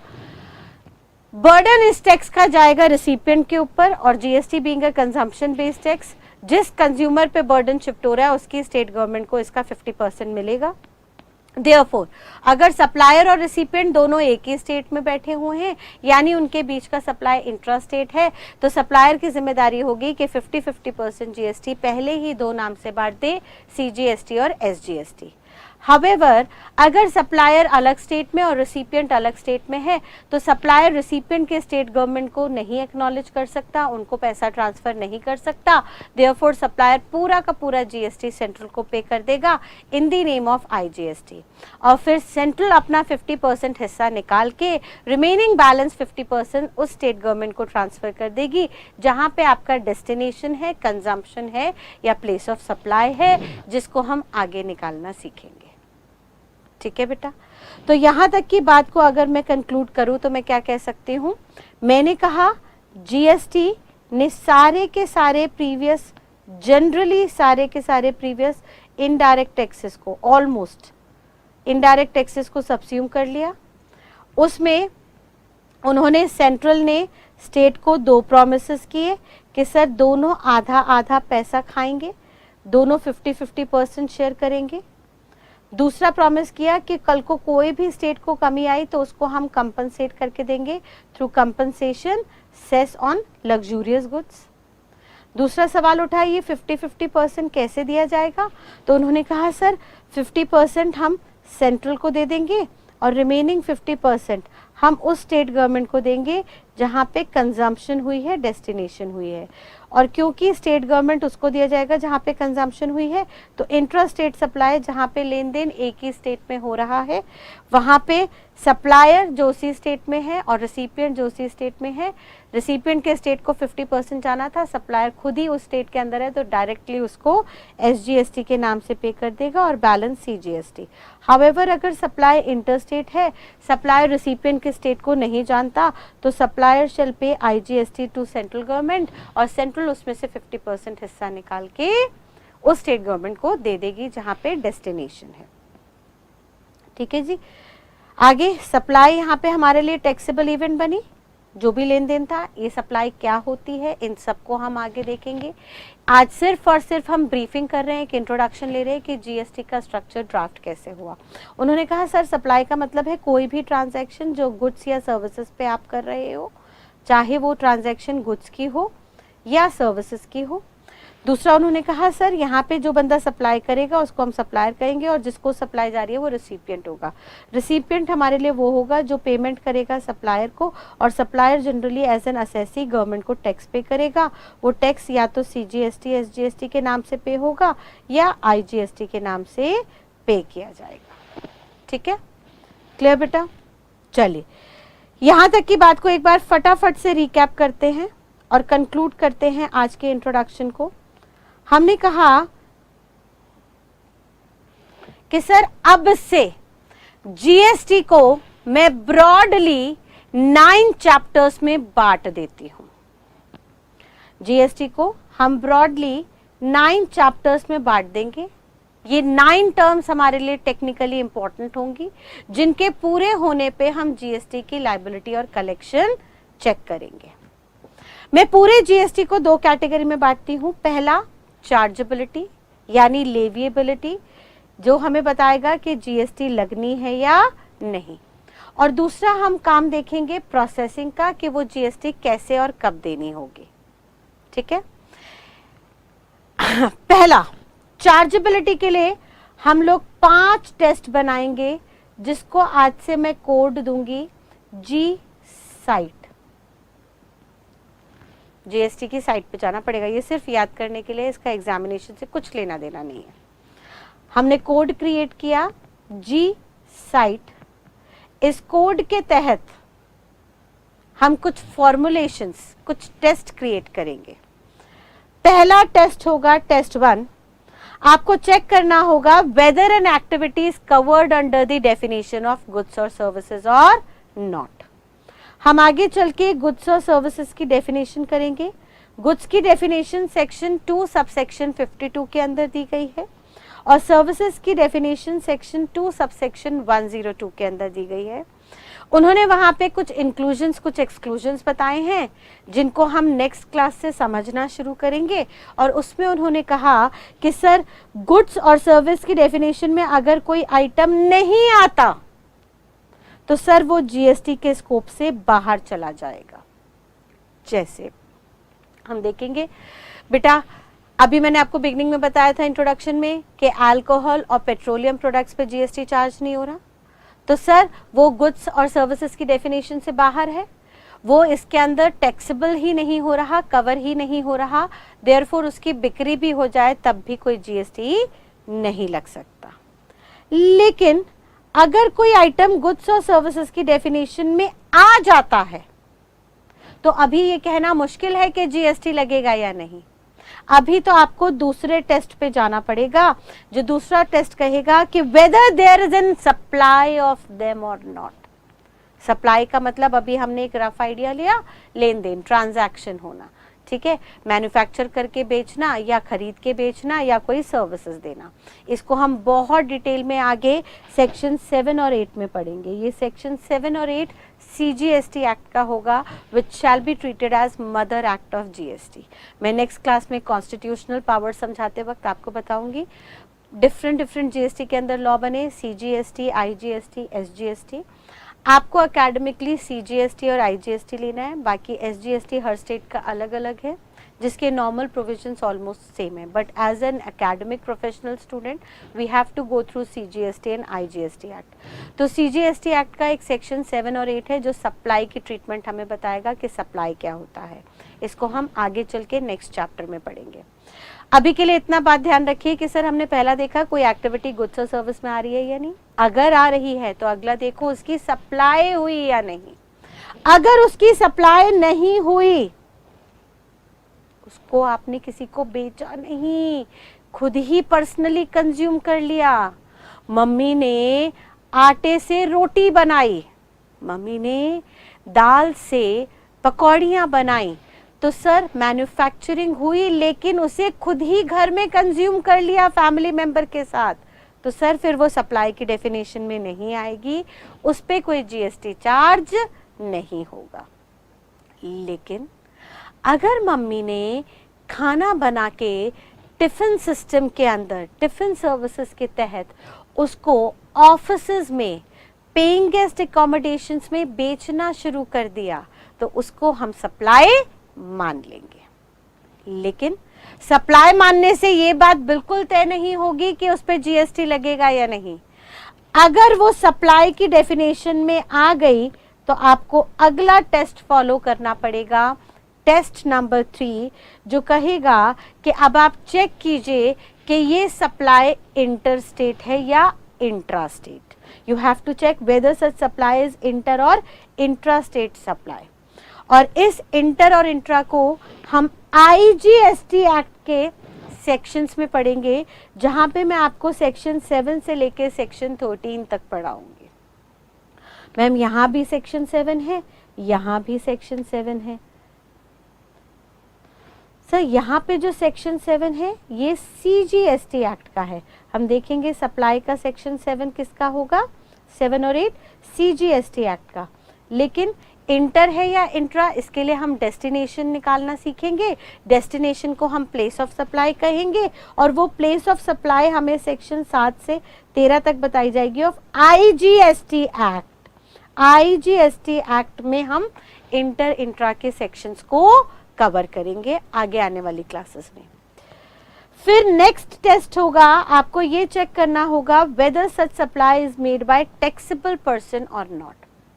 और ये टैक्सेबल पर्सन कौन होगा, इसको हम सेक्शन 22 और 24 ऑफ CGST एक्ट, जीएसटी के अंदर हम जितने भी सेक्शंस पढ़ेंगे वो CGST एक्ट के होंगे, एक्सेप्ट इंटर इंट्रा के प्रोविजंस को छोड़ के। इंटर इंट्रा में प्लेस ऑफ सप्लाई के लिए हम IGST को रेफर करेंगे, उसका भी कारण है कॉन्स्टिट्यूशन के अंदर जिसको हम नेक्स्ट क्लास में कवर करेंगे। ऑल्दो उसके अलावा बाकी जितने भी प्रोविजंस होंगे वो मेनली CGST से उठाए जाएंगे, which shall be known as mother act of GST। अब फोर्थ टेस्ट कह रहा है कि सर चेक करो ये जो इंटर या इंट्रास्टेट सप्लाई ऑफ गुड्स और सर्विसेज है ये किसी टैक्सेबल पर्सन के द्वारा हो रही है या नहीं। अब ये टैक्सेबल पर्सन कौन होते हैं इनको हम आगे देखेंगे। लॉ मेकर कहता है टैक्सेबल पर्सन वो है जिसने जीएसटी में अपना रजिस्ट्रेशन कराया है। हर वो बंदा जो जीएसटी के अंदर रजिस्टर्ड हुआ है वो हमारे लिए टैक्सेबल पर्सन है। और रजिस्ट्रेशन किस किस को कराना है इसके लिए हम सेक्शन 22, 23, 24 आगे पढ़ेंगे। जैसे वहां सेक्शन 22 में बोला गया था कि सर किसी का भी एनुअल टर्नओवर, सालाना टर्नओवर 20 लाख से ऊपर है तो रजिस्ट्रेशन करा ले।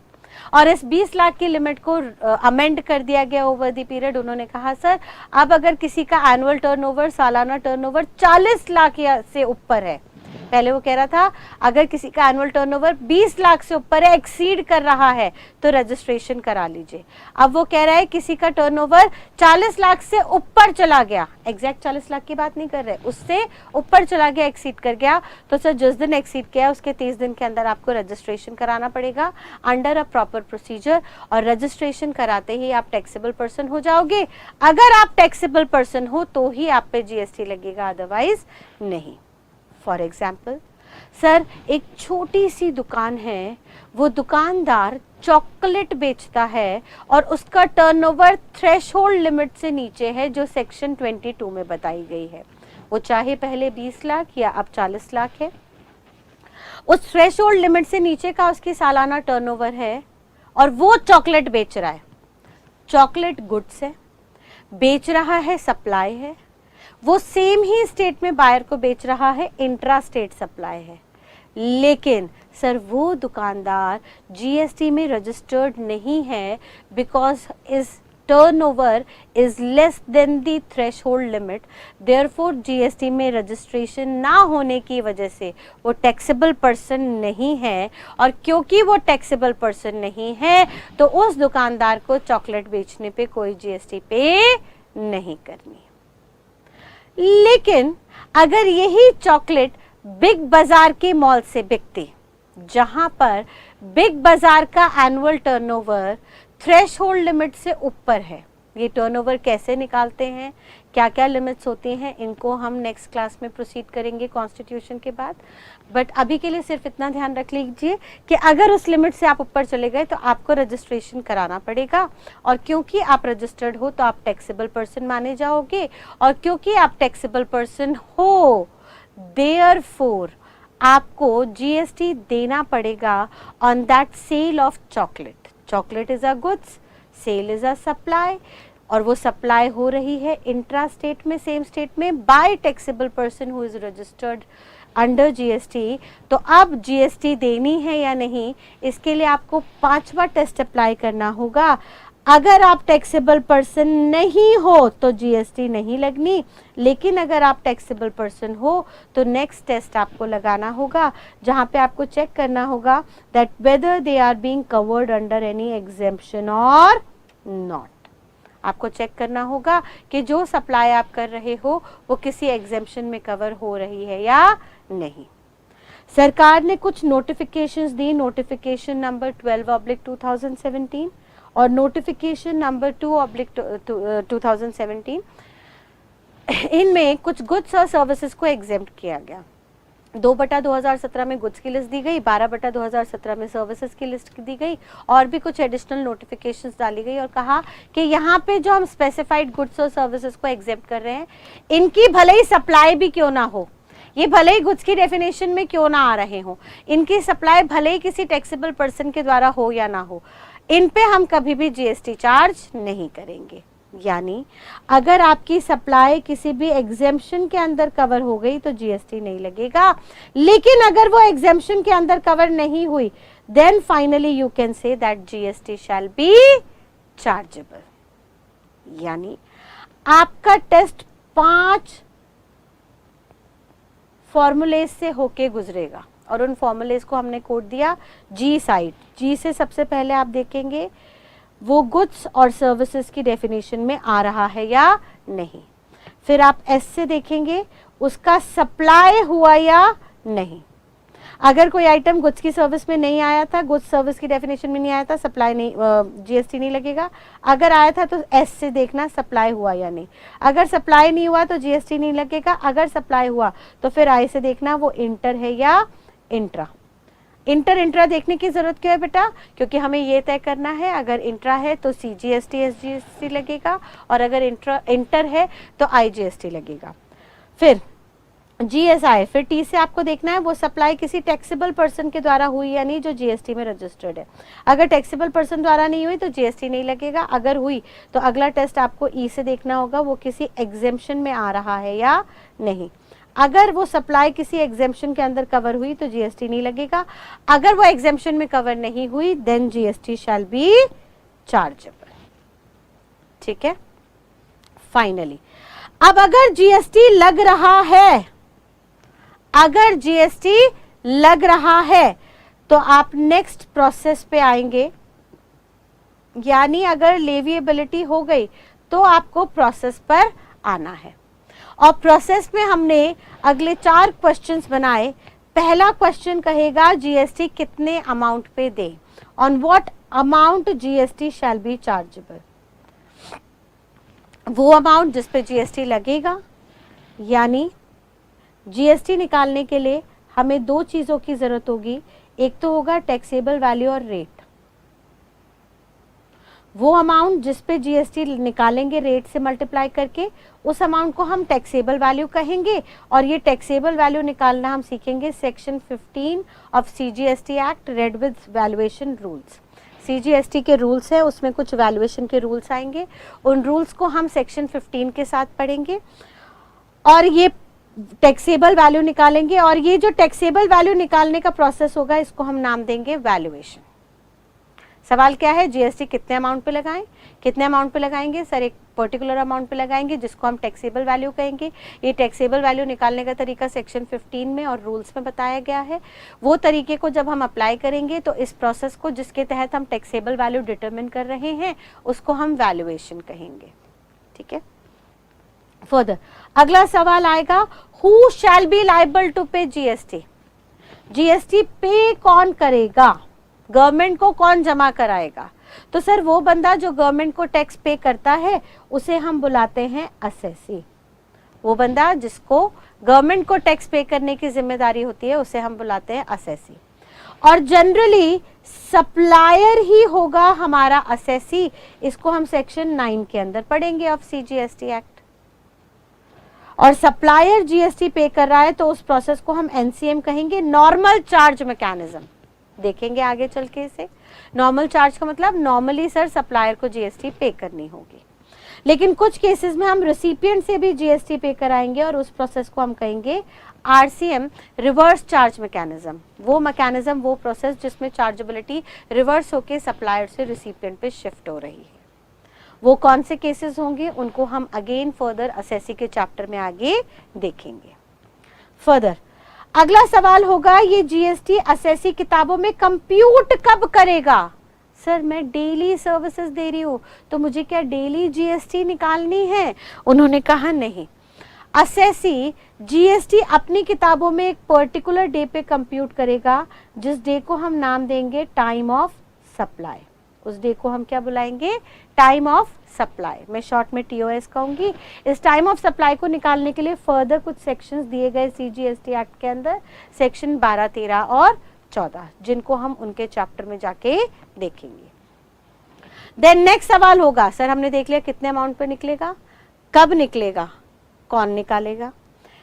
जब असेसी ने टाइम ऑफ सप्लाई वाले दिन वैल्यूएशन को ध्यान में रखते हुए जीएसटी किताबों में निकाल लिया तो अगला सवाल आएगा इसके लिए कब पेमेंट की जाए, गवर्नमेंट को कब पेमेंट की जाए और उसके क्या क्या प्रोसेस होंगे, क्या क्या डॉक्यूमेंटेशन होंगे।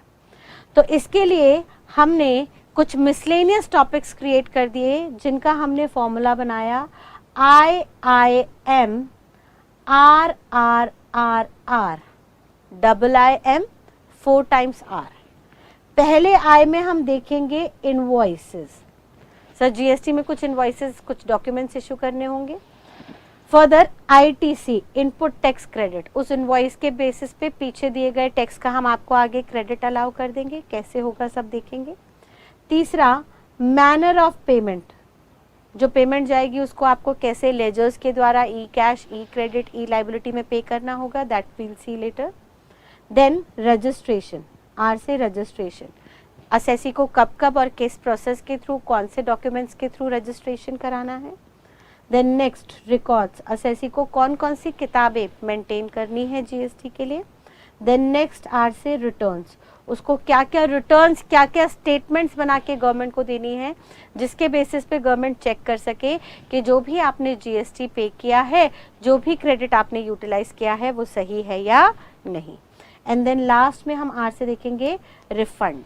भाई अगर कभी किसी असेसी ने ज़्यादा जीएसटी पे कर दिया तो उसको हम उसका पैसा रिफंड भी कर सकते हैं इफ एनी, ठीक है। और इस पूरे प्रोसेस का मैं कोड बना दूंगी, वैट आई। ये सिर्फ कोडिंग है आपको याद करने के लिए, इसका लॉ से कुछ लेना देना नहीं है। यानी मैंने जीएसटी को खाली मात्र 9 शब्दों में कन्वर्ट कर दिया। पहला वर्ड होगा जी साइट, दूसरा वर्ड होगा वैट आई। जी साइट वैट आई मैं कोड बोलूंगी और इनके अकॉर्डिंगली हम इनके रिस्पेक्टिव चैप्टर्स में जाके इनका डिटेल एनालिसिस करके पूरे जीएसटी को समझेंगे। एक बार यहाँ तक की बात क्विकली रिकैप करते हैं। हमने कहा बेटा जीएसटी क्यों लगाया गया, सेंट्रल ने स्टेट को कहा एक ही टैक्स कर देते हैं, जब सारी एक्टिविटीज पे एक टैक्स लगेगा तो कुछ क्रेडिट बेनिफिट वगैरह मिलेंगे, उसका एंटिसिपेशन हम आगे चल के करेंगे। लेकिन सेंट्रल ने भी अपने कुछ टैक्सेस त्यागे, excise, service tax and all, और स्टेट ने भी अपने कुछ टैक्सेस त्यागे like central sales tax, value added tax. सब टैक्सेस को एक जगह कन्वर्ट करके एक टैक्स क्रिएट कर दिया गया जीएसटी के नाम से, जिसको सरकार ने बोला सेंट्रल और स्टेट दोनों आधा आधा 50-50% शेयर करेंगे। स्टेट गवर्नमेंट वो 50% शेयर करेगी जहाँ पे कंज्यूमर लोकेटेड है, डेस्टिनेशन है, बिकॉज जीएसटी का बेसिक फंडा है that it is a destination based consumption tax. और लॉजिकली भी सही है भैया, कंज्यूमर जिस स्टेट में बैठा है बर्डन उस पर शिफ्ट है, देयरफॉर उसकी कमाई का हिस्सा उसकी सरकार को मिलना चाहिए जिस सरकार ने उसको इस काबिल किया है पैसे खर्च करने के। नेक्स्ट, सेंट्रल ने स्टेट को 2 वादे किए कि सर हम 50-50% सारा जीएसटी शेयर करेंगे, और दूसरा कल को कभी भी जीएसटी आने की वजह से आपके रेवेन्यू में कुछ कमी आई तो हम उसको कंपनसेट करेंगे through compensation cess which shall be chargeable on luxurious goods. Third, state ने सेंट्रल से पूछा कि बताइए ये जो जीएसटी आप 50% कौन सी स्टेट गवर्नमेंट के साथ शेयर करेंगे, तो उन्होंने कहा ऑब्वियसली जहाँ पे कंज्यूमर बैठा है। तो टेक्निकली उन्होंने सारे आइटम्स को 2 एक्टिविटीज में कन्वर्ट कर दिया। उन्होंने कहा कुछ भी खरीद बेच होगा, कोई भी सर्विसेज प्रोवाइड होंगी या तो इंट्रा स्टेट लेवल पे होंगी या इंटर स्टेट पे, बट हमने यहाँ पे खरीद बेच को या सर्विसेज देने को सबको एक कॉमन नाम दे दिया, सप्लाई। हमने कहा आप गुड्स बना के बेचो या गुड्स खरीद के बेचो या सर्विसेज दो, सबके लिए एक कॉमन टर्म रहेगी सप्लाई। जो सप्लाई करेगा वो सप्लायर और जिसको सप्लाई की जाएगी वो रिसिपिएंट जिसने पेमेंट की। जनरली सप्लायर को टैक्स पे करना होगा बट बर्डन जाएगा रिसिपिएंट पे, देयरफॉर रिसिपिएंट जहाँ का है उस स्टेट गवर्नमेंट के साथ ये बटेगा। देयरफॉर सप्लाई को 2 एक्टिविटी में ट्रांसफर किया, इंट्रा स्टेट सप्लाई और inter state supply. Intra state supply में उन्होंने कहा सर जीएसटी हमेशा 2 नाम से आधी आधी पहले ही बढ़ जाएगी, सीजीएसटी और एसजीएसटी नाम से, बिकॉज सप्लायर भी वहीं का है, बायर भी वहीं का है, रिसिपिएंट भी वहीं का है। तो सप्लायर को बोल दिया आप डायरेक्टली 50% अपनी स्टेट गवर्नमेंट को दे दो। लेकिन अगर इंटर स्टेट सप्लाई है, सप्लायर एक स्टेट में है और रिसिपिएंट दूसरे स्टेट में है, तो सप्लायर को कहा आप पूरा का पूरा जीएसटी सेंट्रल गवर्नमेंट को पे करो इन the name of IGST, and फिर सेंट्रल की जिम्मेदारी होगी कि उसका 50% निकाल के रिमेनिंग उस 50% को उस स्टेट गवर्नमेंट को दे जहाँ पे एंड यूजर बेस्ड है, जहाँ पे डेस्टिनेशन है, जहाँ पे प्लेस ऑफ सप्लाई है। देखेंगे ये सब कैसे निकलेगा। फर्दर लास्टली हमने एक कैटेगरी बना दी कि सर इन सप्लाईज पे जीएसटी वगैरह लगेगी, बट वो कैसे लगाएंगे, उसका क्या प्रोसीजर होगा, उसके लिए हमने 9 टेस्ट बना लिए। हमने 2 कैटेगरी में उन 9 टेस्ट को बांटा। पहले 5 टेस्ट हम ले गए चार्जेबिलिटी में। चार्जेबिलिटी में वो हमें पहले 5 टेस्ट बताएगा, भाई साहब जब ये पांचों के पांचों टेस्ट सेटिस्फाई हो जाए तब आप जीएसटी लगाना। एंड देन अगले 4 क्वेश्चंस के अंदर, 4 चैप्टर्स के अंदर देखेंगे कि अगर जीएसटी लग गया है तो वो गवर्नमेंट तक पे कैसे होगा।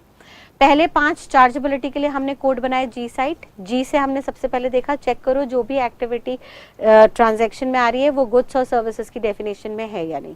अगर गुड्स और सर्विसेज में कवर नहीं हो रही तो जीएसटी लगाने का मतलब ही पैदा नहीं होता, फिर चाहे उसकी सप्लाई होती रहे बाय टैक्सेबल पर्सन।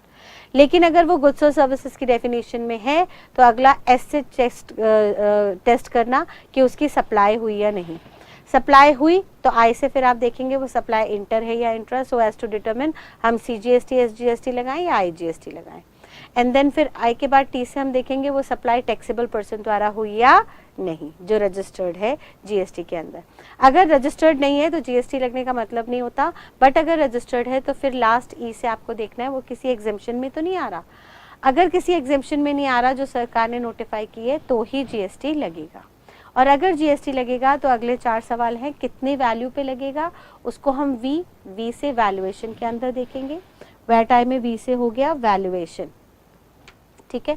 देन उसके बाद ए, वैट आई का ए हमें बताएगा असेसी, जो हमें समझाएगा कि ये जो वैल्यू पे जीएसटी निकाला है उसको गवर्नमेंट को पे किसको करना है।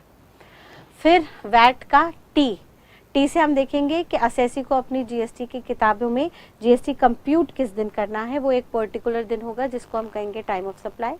एंड फाइनली आई से हमने 7 सब टॉपिक्स बना लिए, I M and 4 times R, जिसमें पहले आई से हम देखेंगे कि असेसी को इनवॉइस इश्यूज करनी होगी, उस इनवॉइस के बेसिस पे वो इनपुट टैक्स क्रेडिट ले सकता है। हमने लास्ट में सब टॉपिक फर्दर बना दिए, 7 sub topics, I M 4 times R. पहले आई से हमने देखा सर इनवॉइसेस इशू होनी जरूरी है, दूसरे आई से देखा इनवॉइसेस के बेसिस पे हम आईटीसी लेंगे, इनपुट टैक्स क्रेडिट। फिर हमने एम से देखा मैनर ऑफ पेमेंट, वो पेमेंट कैसे जाएगी। एंड देन फर्दर 4 आर से हमने सबसे पहले देखा कि असेसी जो भी लायबल होगा उसको रजिस्ट्रेशन कराना होगा, उसका एक प्रोसेस होगा। फिर दूसरे आर से हम देखेंगे कि भाई साहब उसको रिकॉर्ड्स वगैरह किताबें बनानी पड़ेंगी कुछ तरीकों में। फिर हम तीसरे आर से देखेंगे उस असेसी का कुछ रिटर्न्स वगैरह मंथली, क्वार्टरली, एनुअली बेसिस पे फाइल करनी होगी। और लास्ट में अगर उसने कुछ एक्स्ट्रा सरप्लस टैक्स पे कर दिया है तो वो रिफंड क्लेम कर सकता है। ठीक है बेटा, तो आज के लिए हम इस इंट्रोडक्शन को यहीं पे कंक्लूड करते हैं।